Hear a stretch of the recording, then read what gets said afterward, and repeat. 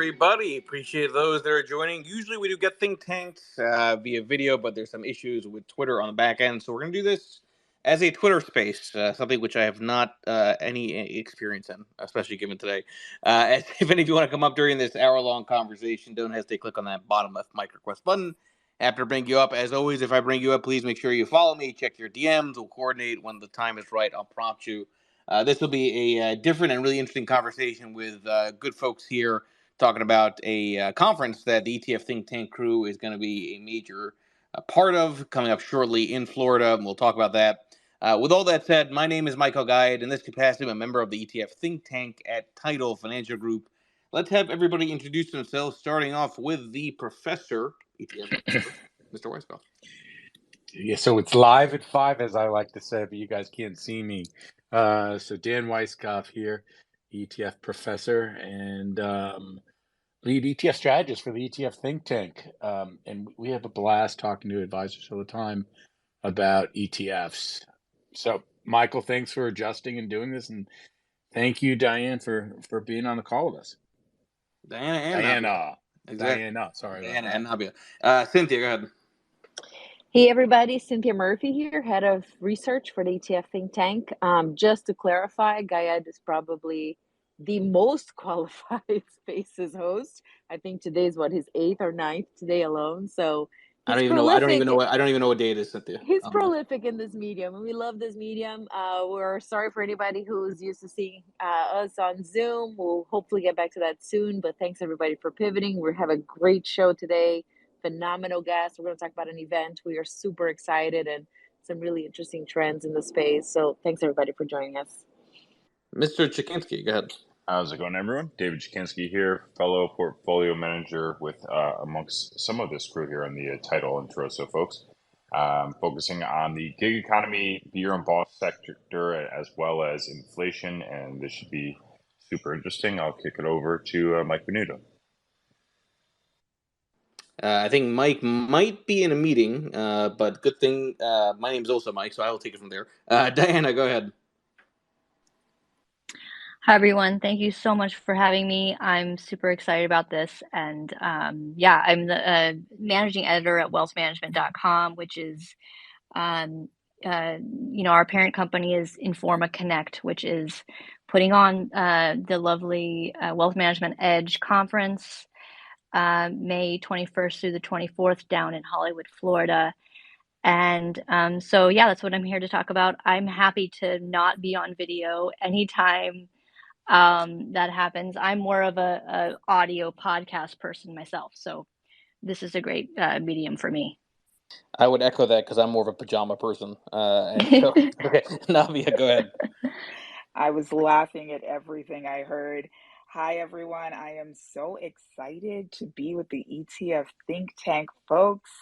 We're really excited for the conference that, as Diana was saying, May 21st through the 24th. I'm Nabia Jenkins-Johnston. I am the senior producer.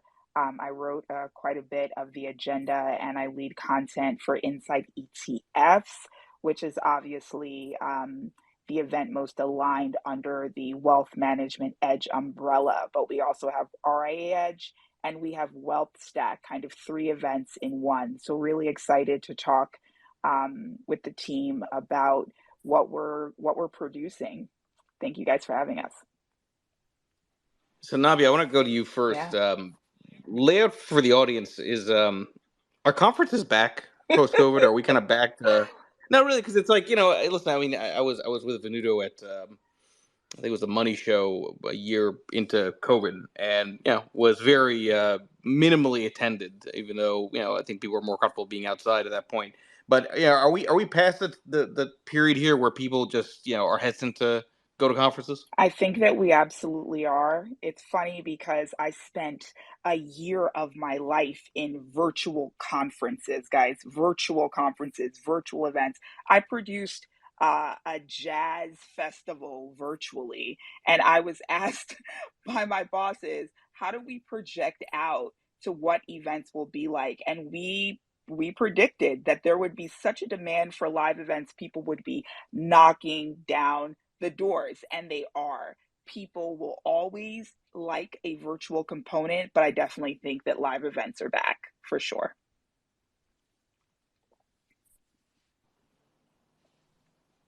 Good, Nabia. No, I was gonna say yes, yes, yes. Sign me up. I mean, I was one that couldn't wait to get out of the house and go see people face to face. I wanted to ask, there's events everywhere. The agendas are the key element of this. I mean, people, we go for the networking, we go for the industry, get-togethers, but the content is such a driver of the conversation. So I would imagine, and this is for both of you actually, just to the effort and the work that goes into identifying what are the key topics, what are the key trends, what is the story worth telling, at this time, at this place. How do you begin that kind of work, Nabia? And then Diana, to you afterwards, what are some of these key stories that you've been covering and watching closely in the ETF and also more broadly in the advisory space? That's a great question, Cynthia. I'll start that off and say that part of the process is focusing on where our kind of shining light comes from for the Inside ETFs conference, and that's absolutely our advisor base. I like to brag because it's absolutely true and also accurate that when you want to be present in a room full of the best advice available, you need to be at Inside ETFs. We are absolutely the space for advisors. So we begin our research that way. I have months and months of calls with advisors, every single one of our speakers for the most part, where we talk about what their challenges are. We talk about their outlook, right? What is their view sitting so closely to the topics that we really need to discuss? And I'll tell you what they told me and what you'll see reflected on the agenda. We have, some really sort of foundational elements on our agenda. We obviously are going to talk about allocation, where we should be, what we should be looking forward to. And we also have research that we produce as part of our job at wealthmanagement.com, which, Diana can speak to as well. But in terms of allocation trends, where we're looking at really a focus on alternatives, we're looking at active management, which is huge. I wrote an agenda session called the active versus passive debate, and by the time we got to hear, there was so much roar about how it's active, active, active. I had to change the title. We had to create new spaces to talk about this because that's how popular this is. So we will be talking on Inside ETFs about active management. We'll be talking about fixed income. We'll be talking about direct indexing, the things that you expect to hear, but we'll also be talking about behavioral finance. We'll talk about the role of the advisor changing and really not just being an advisor anymore, being a counselor, being a coach, being the person that gets you through, being the risk manager.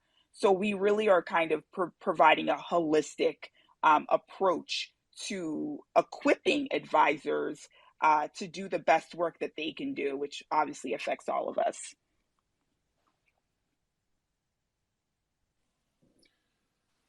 Weisskopf here, and absolutely, I think that events are back. You look at how many people are at Formula One right now, going crazy, and there's just simply nothing like really having a real life conversation with somebody who you haven't seen in like 9 months, and these events are great for that. I can't tell you how many times I've been to the event that we're talking about. So can you talk to us a little bit? There used to be some great tools for this conference on how to network, meaning like where to meet and that kind of stuff. Because I know you're always trying to get people to sign up early for the app. I think that's available now. Talk to us a little bit about the tools. I think this is really great timing. I just had a meeting in New York where our whole team got together to kind of talk about and give each other a sense of inner vision for marketing, for the app, for some of these details. One of the things that I love about the app is the ability to actually schedule out your day, right? We have, which is our job, a great matchmaking, I like to call it, opportunity for our partners, for our attendees to be able to meet and connect, have one-on-one meetings in a set apart space at Edge, but you're also able to set your schedule ahead of time in the app. You're able to navigate obviously the agenda. You're able to navigate these one-on-one meetings to be able to contact folks before you get there and use the technology to its best advantage and to your best advantage. I think that some other sort of interesting sort of technological or tool advances that we have, we also really create an opportunity for lots of content to be created. We have a podcast booth set up right in the middle of the conference where you'll be able to listen to leading voices, where you'll be able to connect with media. We have a media village. The New York Stock Exchange is having a whole video setup to be able to really get the best out of the content. So those are some tools there that I think are going to be really useful for our attendees. I was going to ask real quick about, the content. I love the concept of, investing playbooks, which is what you guys call the really the work sessions on Sunday. But do you really vet your speakers well? There's somebody there who's going to talk about lumber and gold or some weird topic like that. I mean, how serious are you about providing good insight? That guy is a troll that you're talking about. That guy is a troll. He's the worst guy on Twitter. There's always weak spots, right? There's this guy, Michael Guyette. I don't know if you've heard of him, doing a standalone keynote on where we are with lumber and gold. And I don't know if you guys have heard of him. Maybe he's on this call and he can tell us a little bit about that, which would be great, and explain why he's, the one that slipped through on that workshop day. Careful what you ask for. Don't get him too excited. I can't even blink with my Twitter picture. So, but to that point, maybe Diana, you can jump in here, and as we go back to talk about active, like we see on our side when we look at product development, especially on the title side, which is our, I guess, officially our parent company, and the white label business, it's like 85%. It's a huge amount of actively managed ETF ideas that are coming to market. So I'm just kind of curious, on the stories you're following, on the way advisors are using these things. Are there any kind of surprising trends or gaps, or what's the main story here from your perspective, Diana, in terms of the active management through ETFs? Yeah, I mean, I think we're seeing a lot of product development there. Back in 2019, the SEC approved, applications for non-transparent active ETFs. That we hit another ETF milestone, in 2021 when Guinness Atkinson became the first to convert, its mutual funds into ETFs. And I actually remember talking to Guinness Atkinson at Inside ETFs about that, and that was sort of like the first I had heard of it. Now you kind of have this Vanguard patent expiring, and so some folks are coming out with applications to launch this ETF multi-share class structure for mutual funds. sort of ETF as a share class. And sorry, Dan, I'm just sure. sorry, Dan, just explain that for the audience what that patent was. I mean, we know it in the industry, but it's actually a pretty big deal. Yeah, I mean, I I don't know like all the details about it, but I guess since the early 2000s, Vanguard has been. Hold on, let me just pull up some information about it.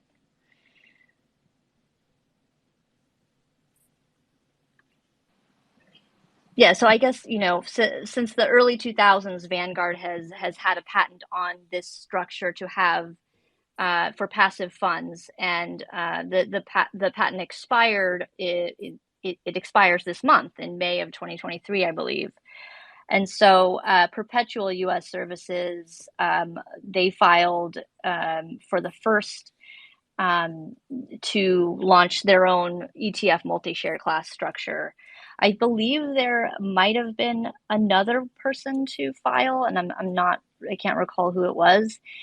But Perpetual's filing is slightly different than Vanguard's. For one, it's for active strategies, and so I believe Vanguard's was just for passive funds. And you all are the experts that I'm talking to on a daily basis about this stuff, so you all may know more than I do about this.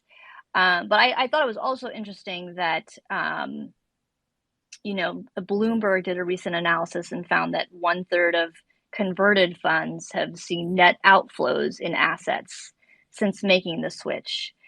So it's sort of a little bit unknown whether these structures are going to be adopted by advisors and their clients. I think it can solve for some of the issues that asset managers had in launching active ETFs. But I guess one of the things that we are thinking with inside ETFs is that it's sort of really evolving away from focusing on just the ETF wrapper and looking at more towards new investing platforms, tools, and strategies for advisors. And all of these structures, the conversions, the Vanguard, the direct indexing, these are all new structures that folks are looking at. So that's going to be part of the conversation. Okay, can I be bad? Can I be a bad actor for a second? So forgive me, but I feel like I've been literally waiting 20 years for this patent to expire. Yeah, it's been a competitive advantage for Vanguard for 20 years, like you're saying, and I'll be very curious to see if it has actually held back people from launching funds.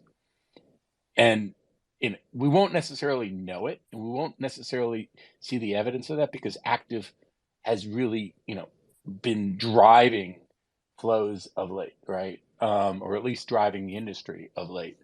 And I think a lot of firms have launched active strategies, that have been very large and willing to do that. I'd be curious, in part because of the patent expiration. I don't know, but I'm super excited about this expiring. It's just been mean. I just say it. It's just been mean. Yeah, No, well, it's been smart, not mean. They were super smart. But mean, and it's held my industry back. Sorry. Yeah, and I hope that there's innovation there. I hope that there's folks come and do that. I think there you'll have to wait and see how the SEC responds to those applications. So it'll be a slow process like everything else in this industry. Yeah, I think it's interesting because as far as I know, that patent only applies to passive investing. So I don't think an actively managed mutual fund has ever done that, and we don't know if that's gonna work. And I think on some level, it has allowed them to have ETFs that aren't fully transparent. Vanguard ETFs don't report holdings every single day. They can hold to that 30-day or longer periods than mutual funds do. So I mean, it's been good for Vanguard, but I don't know. I don't know if it's been the best thing for investors everywhere. So it really will be interesting to see what happens next. Well, by the way, Weisskopf, is that really like the extent of you calling yourself bad? Like, That's like, I feel like that was pretty tame. I'm not gonna lie. Did I curse? I don't think I cursed. don't know. I'm trying to be respectful. That's all I can say. But no. Yeah, no. Okay, so let's talk, Nabia, a little bit about just other types of topics besides lumber and gold. I'm always fascinated by how people that put conferences together figure out even what people want to hear about. So take us through a little bit of the process in terms of how you went about finding speakers, who you thought would be interesting, and topics that you think people want to hear more about. That's a great question. So part of the process for determining what is popular is tool based, actually. As Dan kind of mentioned, there are tools that we bring to the conference, and there are tools that we have as sort of the background. And we actually do lots of research in survey form, qualitative and quantitative research that aligns with what you see on the agenda today. So we're able to sort of say at a very early stage, here's what we think will be really popular. And then we're able to test that. So we'll send out to kind of our group of initial folks a survey with certain topics. And then we will weed out what has become most popular and then remove those items that are less popular, right? So, for example, we saw, as I said, kind of this emergence where we needed to have, Shayna, queen of all, Shayna Sissel, she, is amazing. We needed to have alternatives really hyped on the agenda. We have, crypto that I took on and off the agenda as people had different reactions to crypto. And then we had kind of conversations about crypto ETFs really being a space emerging and where we see lots of growth. In terms of the speakers themselves, I am partial to, really interesting, interactive, easy to listen to folks. It's partly why I have this guy, Michael Gayed, who started this entire conversation with ETF Think Tank, who brought me to the lovely Cynthia Murphy and Michael Venuto, and now the entire team, because we love your energy, Michael, right? And that's what we want on the agenda. So of course we have we have Kitsis, who's a mainstay. We also have folks like Devon Drew, really sort of creating and carving out a space and a name for himself, which I feel like he has done, and we definitely respect that, and have actually a webinar that he'll be hosting. We have names like Deb Furr, where we really know in terms of the ETF space, women in ETFs needs to be represented. We have Brian Portnoy, who's been a major leader in behavioral finance. We also have, Aisha Hunt, folks who are bringing more than just an advisor-centric perspective. They're also bringing knowledge on regulation. We have lawyers on the agenda. We have Charlene Hill-Fadirepo, who's the CEO of Mango Digital Strategies, to talk about crypto in particular. Mercedes Tunstall, who's a partner at Cadwalder and Wickersham. We have folks that can bring a well-rounded perspective to the story. So that's kind of how we choose. We listen. We listen.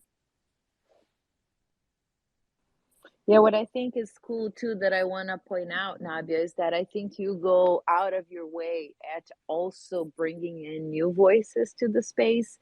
I mean, as an industry, we tend to like some people over and over, and I think it's just really cool when you hear from somebody you've never heard before. And I think I just wanted to recognize that from the little bit we've worked together on this. I think that's a very, very cool effort on your part. Like, who's your best discovery so far? Maybe you don't want to name names. Maybe that's a weird question. No. Like, I'm here. Dan is being bad. I am also being bad. I will name names. No, Very funny. I'm really excited about those newer folks that people may have not heard about. I actually just booked Bill Simonet, who, I feel like is a name that maybe everyone hasn't heard of, but they should, telling it like it is for how to really reach client goals. And so you'll see him speaking about that on the agenda in on a session about kind of putting clients' perspective first. I think that we also are really lucky to have this amazing team that puts the priority on new spaces, new places, new people. Mark Bruno, our managing director, Michelle Davidson, who runs this entire business in terms of making this happen. Everything that you see from literally nuts to bolts, the doors, the framing, the partnerships that we have, and then Dan Rubinetti, who is the head of event sales for our team. They are the driving force behind all of this, as well as all of our editorial folks on wealthmanagement.com, including Diana, who I'm so happy we're having today. So we're about new blood, and I think that we put our money where our mouth is. Yeah, and I mean, I just wanted to add to that, I think that they are just very open to new ideas. And, I came to them with this idea for a panel talking about just mental health and wellness, and have advisors come and talk about their own personal struggles, and how they overcame those struggles. And how do you use your own personal story to kind of connect with clients and colleagues? And so we're gonna, obviously a lot of new folks there. And so we're just gonna try to, have folks open up and be very vulnerable about these issues. But that's just sort of how open and willing the producers were to include that on the agenda. Yeah, I'll ask one more question, then I'll let Gaia talk. But I was gonna say, I think what's interesting is that there's such a conversation, an ongoing conversation about the advisory space being about relationship first and asset management second in some ways, which I think it's a really interesting focus. But from a market perspective, Diana, what do you think is going to be the biggest story for the advisors? Are we going to still be obsessing about ways to navigate inflation? Is it going to be about regional banks? Is it going to be about the dollar is over, let's go to crypto? What do you think is going to be the big theme? I mean, I can't make a prediction here, but what I think is going to be the big theme in the asset allocation space, at least, is personalization and customization, and how do advisors apply that in their own practice. And so I think advisors are looking for ways to do that. Direct indexing is one sort of very buzzy term that folks are using around that. But I think that that's going to be a big theme that comes out, personalization. Yeah, that's interesting. I actually think, David, you can go right next. I'll just might make this thought and I'll stop talking, I promise. I actually think it's interesting because I think ETFs play a big part in that, because people want personalized attention, they want personalized service, but as an advisor, you have to be able to build scale. And I think ETFs are a way to do that. When they convert their SMAs, when they streamline their business, they can offer that personalization client to client, but the ETFs help them streamline, which, by the way, is a topic we'll be talking at the conference. So I'll let you go, David. I'll stop talking. Yeah, I think beyond the allocations too, just understanding what a benchmark should be, I think is a conversation that's like really confusing for advisors in today's market. We've, as an industry, kind of all trended towards the exact same benchmarks for clients in a very simple 1 through 5 fashion, and trying to figure out how to navigate that in this new world. Are you putting commodities back into an asset allocation benchmark, and obviously on the allocation side as well? Are you just holding cash? What do you do on the benchmark side if you're just holding cash? I think there's a lot of questions on simple structures that advisors used to not have to spend much time thinking about? For anyone who wants to take a follow-up on that.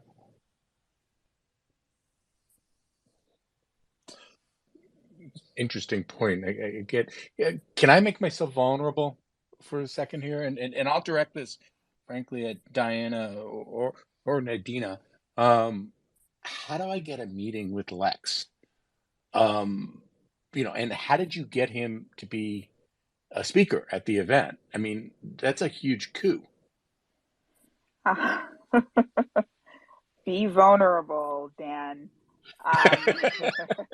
I like it, and it goes with Diana's session, right? We're talking about the healthy advisor and vulnerability. But back to your question, Lex was a coup. I have to give all of the credit to Shannon Rossick, who works on our team on Wealth Stack and works with me as we manage the event agenda.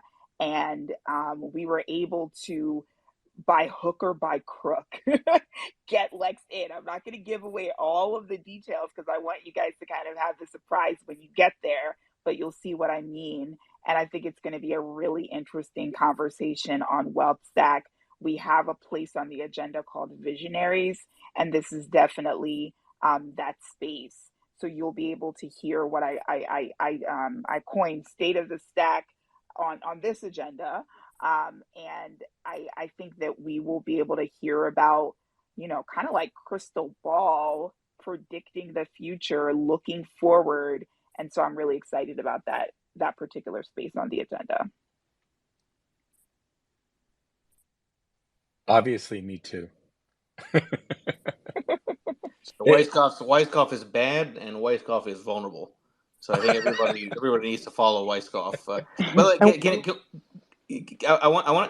to hear that. I want that point about sort of the focus on mental health. I'd like to hear that expanded on. I think that's something that's an always interesting dynamic in this industry. It used to be the case in the '90s that if you're a fiduciary and you're going to a psychiatrist, that could be a red flag for states that are allocating to you for their defined benefit management of their mandates. I'm glad to see that there's a focus on that. I think it was you, Diana, who had mentioned that. But what again was the impetus for that? I mean, it's a good topic to focus on. I think it's something that, whether you're a professional or an amateur, mental health is critical, obviously, and this is a hell of an industry to strain one's mind. But talk through sort of what got you to want to focus on that. Yeah, so I guess the idea was born from my podcast, which is called The Healthy Advisor, which focuses on just that. And the idea for the podcast came about because the advisor industry is a extremely stressful job. And advisors, there's research out there to show that financial services professionals are more prone to addiction, depression, obesity, and other things than folks in other professions, if I could talk. And so I didn't see anybody in the industry focusing on that. There was a lot of focus on, obviously, asset management trends, but also practice management and business management and marketing and how do you do M&A. And while those are all obviously very important topics, this was not something that people were addressing. And it was, there's sort of a little bit of a stigma around these issues.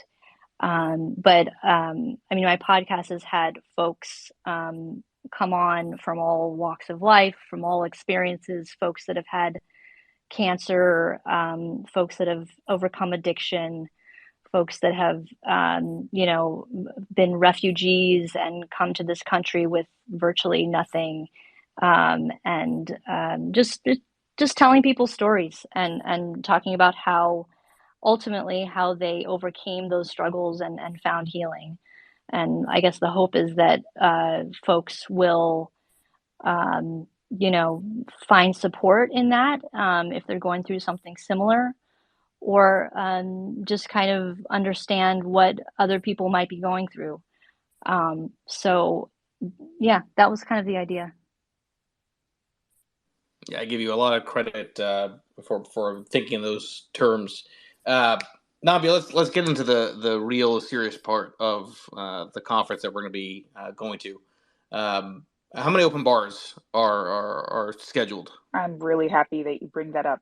That is what's I didn't important. know where it was going. Oh my gosh, we need a bar. We need a I'm being bar. vulnerable in saying I'm trying to be bad and vulnerable in asking about open bars. I feel like this needs to be a tagline. Dan, you've set this off. We are Careful there.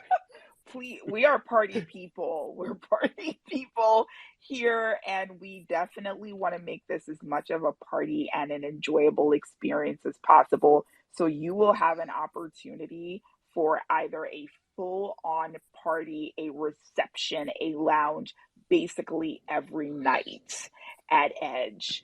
And it's a wonderful place to be on the beach. We also have a little bit of wealth and wellness. We have yoga, we have meditation, we have balance, right? We've got balance. I also wanted to, just sort of make sure that we gave Cynthia her proper dues in terms of this incredible agenda session that we really kind of put together as a team. I feel like all of us, that is really important, which is what's under the hood, which is about building your own ETF. I just wanted to say that, Cynthia. I know that's not on the topic of bars, but it's super fun and important. So I wanted to mention that. It takes a lot of drinking to build a great ETF. Let's just leave it at that. Or a bad one, right? With a ticker like bad. We'll also have lots of Yeah. that. That's why I'm drunk right now, actually. Come on. Well, it's happy hour. You're supposed to be. This is what it is, right? Yeah. Have you seen the size of the bar at the Diplomat? It's huge. Many times. Can we It's share very it in the nest? enjoyable. Is there a way to share it in the nest? A picture of it? That would be it. I'm sure there's a picture on the Edge website. It's because huge. It's huge. Yeah, there's so many places to sit and network. And in all seriousness, the networking opportunities are, I don't know, maybe I shouldn't say this out loud, but I am being bad. The networking opportunity is probably 50% of the reason why everybody goes. But let's be honest, right? You meet great people with great ideas for sure, but is exactly what you were describing. You share experiences, and this has been a tough year last year. So a lot of people share hopefully some real insights. I think that's what we're about. I asked, as I went through these transitions and creating events between doing things virtually that made no sense to do virtually, and moving, like you said, into this in-person space. What is it that we provide that can't be provided in any other way? And there is just something about people getting together and being able to collaborate, to answer questions that they have, and seek the advice of those that really are running this space. It cannot be replicated in any other way, and human beings crave it. So I have no problem with it being 50%, if not more, of the reason that you come together. You'll also see lots of opportunities on the agenda, built into the agenda, to just do nothing, to just be, to just connect. I think that that's going to be really important. We also have some great conversations that will be structurally foundational for the next year or two, when we think about big banks and we think about what's happened in the last 6 months or year with breakdowns, really not just breakdowns in terms of industry, but people breaking down, like their minds breaking down, people losing their minds where are we going in terms of banking next? I'm happy to say that I've just been able to confirm Citibank and US Bank for the agenda that's coming up to be publicized. We are really the place to have these conversations. And I have a picture of the bar, and I'm going to drop that in a second, That's because you awesome. can have the conversation at the bar. So there's that. And Citibank may pick up the tab. So this is just getting amazinger and amazinger, if that were a word. Nabia, I've always been curious actually about the right after a conference. Because every time you attend an event, every time I attend an event, you come out, to Dan's point, you have all these new ideas, you feel inspired, you're motivated. So what is the best way from the event side of the business to follow up? How do you keep that momentum going and start already planning the next thing and follow up with people that you've met? And I mean, what are your best practices for that? That's a really great question. I'm sure everyone from being attendees, as well as us on the planning side, can speak to the importance of being in touch and staying in touch, maintaining and managing those relationships, which is the most valuable thing that you get out of an event, right? So one of the things that we do to sort of facilitate that and make that easier is that if you're part of this conference, and we now have over 38 partners for Inside ETFs and 100 partners for Wealth Management Edge in total. If you're part of this event in any way, including as an attendee, you will be part of this app. But also, we have as a special sort of promise to those that are involved, we actually have scanners for each of the badges, so that you have information where you're able to contact and be in contact and know that this came from a specific session. We have RFID tags on each badge, so that when you walk into a room, we knew you were interested in this. Some work that I do on the back end is that I actually really try to think about each role, and I try to link up and tag what you might be most interested in, so that when, really from a technological standpoint, you walk into a room, we are leading and directing kind of what it seems you would be most interested in attending, literally based on topics. That is part of what we do on the back end, so that at the end of the conference, you're able to, one, walk away with key takeaways. You're walking away with content, with slides. You're walking away with Streamly videos, which are all part of what we give as an end of event sort of follow up. But I think what's most important is what happens right there and then to prepare you for the next year. We are ready on site for conversations about next year, both attending and partnering. You will have booths and specific folks to go to talk about making next year even bigger and better, and your presence more actionable while you're already there, so you can take that off of your mind and you know that that's already done. We create community. That's what we do.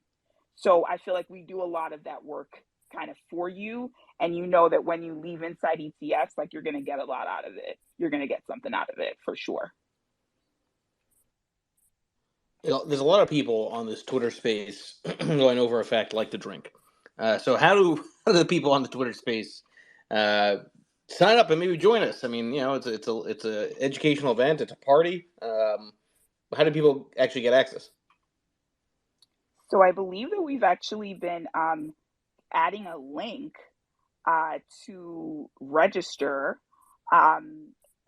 with all of our kind of promotions with ETF Think Tank, so that there is like a direct sort of, here, just click here. You don't have to think about it. Just go here. And after this event, which we're doing on Twitter Spaces, we'll be following up as well in terms of making sure that folks have an easy way to just go ahead and sign up. And we're excited to welcome you, take care of your needs, make sure that you have everything that you need. But yeah, we've shared a link with the team so that folks can just sort of click really easily. And obviously, for those who are out there listening, please DM me so we can meet up. I want to see you in person. So in all seriousness, thanks for participating on the call here. So I guess my question would be, in the context of how structure matters, you know, which of the best structures do you guys see from a research perspective leading growth in the ETF industry? Meaning that, do you see active management continuing to take market share, or the reverse? And let's see, who should I direct that question to? One of you guys. That's probably for me. I mean, I think I haven't looked at the research or anything, but I think I don't think that active management is ever going to go away. I don't think that it's I think ETFs and passive management and indexing has a place in the industry, but I also think that active management has a place, and I think that there are great investment ideas out there. I think that that will just always be there. I don't know that I have any data on where it's going, but that's just my own opinion, I guess. I actually will jump. Sorry, Cynthia. I was just going to quickly say we've had the benefit actually of some very recent research that we've done with our partner Allianz in this space, and we really do see active management sort of growing in a way that we think is so important that we've dedicated a good amount of the agenda to it. And in terms of our macro trends, you will see that reflected.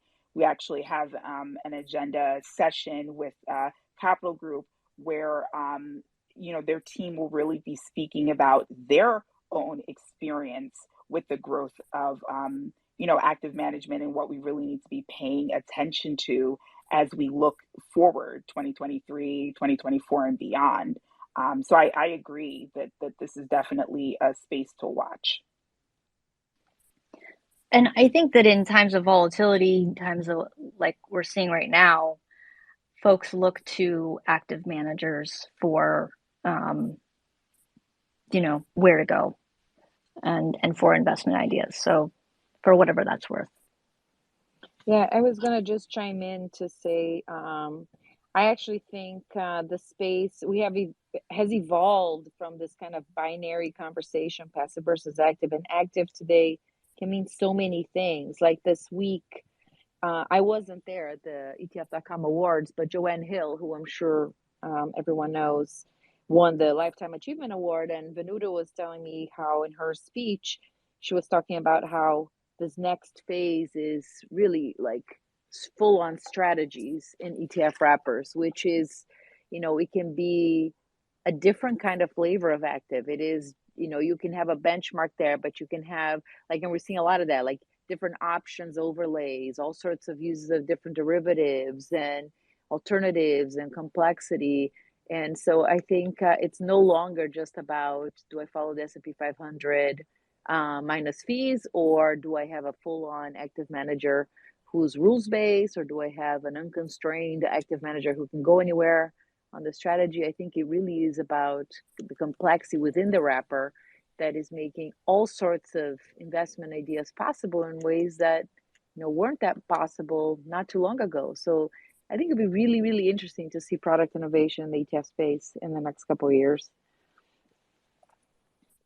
There's always been a debate, I shouldn't say always, but there's been a debate that I've seen between transparent and non-transparent, right? And the irony for me as a manager of a fully transparent ETF is that I'm just begging for everybody to follow my buys, and if they want to follow my sells and sell, that's fine too. So I've always found this engagement around, whether people are going to front run ideas, um, a little bit ironic, to tell you the truth. I mean, Kathy Wood obviously is encouraged people to follow her transactions by distributing the transactions information, that right afterwards, right? So, and there are different ways to hide it, the trades and what you're intending to do. I've always been fascinated by that debate. Not so much of a question, just a statement. Sorry. Oh, this is all interesting, and as being the journalist I am, I'm just frantically taking notes as to what all you guys are saying, and it's giving me story ideas. So that's where I'm at. Well, it's also the whole thing about active versus passive. If you think about the fee compression that ETFs have seen, right? Bringing the active side helps the issue around fee compression, and I think that's super important in that. And forgive me, I'll be bad for a second again. If you're just going to compete on price, such as like Vanguard, when you've already got the scale and the positioning, it actually discourages innovation in the space, which I think is just horrible. So I'm always encouraging those who are looking to innovate and those who are ETF entrepreneurs to, be involved and launch new product. I'm actually curious, actually. This conversation made me wonder, like, and I'd love to talk to some advisors at this event about, whether the adoption of active management in its complexity is actually going to be a hurdle because, when you're talking to a client, it's probably a lot easier to have the conversation about, we're tracking the S&P 500. Sorry, the market is not performing versus I chose this active manager versus that. And I wonder if that's going to lead to a natural bias towards the big names, your JP Morgans, your capital groups out there, and to make it difficult for, the smaller entrepreneur kinds that bring really innovative ideas, but they really have to build that brand recognition. That would be kind of interesting whether the competitive landscape is going to be more difficult or if it's actually going to be better for entrepreneurs because a lot of innovation tends to come from smaller disruptors. I'm wondering how it's going to shake up. Well, you'll find out at the event. I will ask for sure. As we wrap up here, Nabia, Diane, I just wanted to, we have about 5 minutes to go. Any highlights we missed, anything. I wanted just to say I really encourage folks to come. This is a phenomenal event. I've been in this business about 15 years and I've attended Inside ETFs every year. I love this event. It's great. The people are great. The ideas are great. The conversation's great. Networking is great. The ETF industry is great. So it's a great opportunity to come to meet. We're all going to be there. We're going to be hanging out. We're going to be talking about the stuff we're hearing, the stuff we're learning every day from people coming up with incredible ETF ideas. So would love to encourage everybody to attend. But I wanted to give you guys a last word here. Any final thoughts? Yeah, I'll just jump in here and thank you all so much for your support of the event. I think a lot of some investment conferences kind of struggle to get advisors to attend, and I just wanted to say that I think RIA Edge really solves for that. That's where you'll see the founders, the managing directors, the C-suite executives from some of the largest RIAs in the country. Some of the names that we've got coming, the Carson Group, the Colony Group, Mariner Wealth, MAI Capital, Crescent, Beacon Point, Wealthspire. Those are just a few of the big RAs that are attending. And the RIA space, the RIA channels tripled in the last 10 to 15 years, and so a lot of the topics on that side will focus on how do you manage through the current growth challenges and opportunities. And so, yeah, I think it'll be a great place to meet advisors. I don't know, Nabia, do you know how many advisors we have attending? So I can tell you that the number of advisors grows literally every day. And so what I like to focus on is the percentage of advisors, right? Overall. And we are looking at about 57% of advisors in the room. That is huge. You heard that right.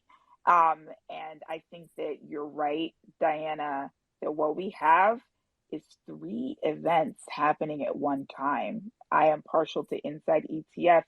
I will be chairing this event. I have written this agenda, but the fact that we have RIA Edge, we have Wealth Stack, we have Inside ETFs all under one umbrella means that you get that cross play and that interchange across. And that's what really makes for great business and great connections. I love that you mentioned some of the great names that we have present there. I've mentioned a few for Inside ETFs. I talked about Allianz. I'd also like to mention conversations on emerging markets with Crane Shares, Rayliant.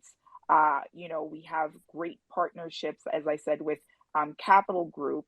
We are in a place where all of those largest leading voices, Investopedia, Bloomberg, ETF.com, we have great partnerships. So I guess that's my last word that I'd like to leave everyone with is that we are based on having excellent relationships, treating people well, and we will absolutely extend that to you.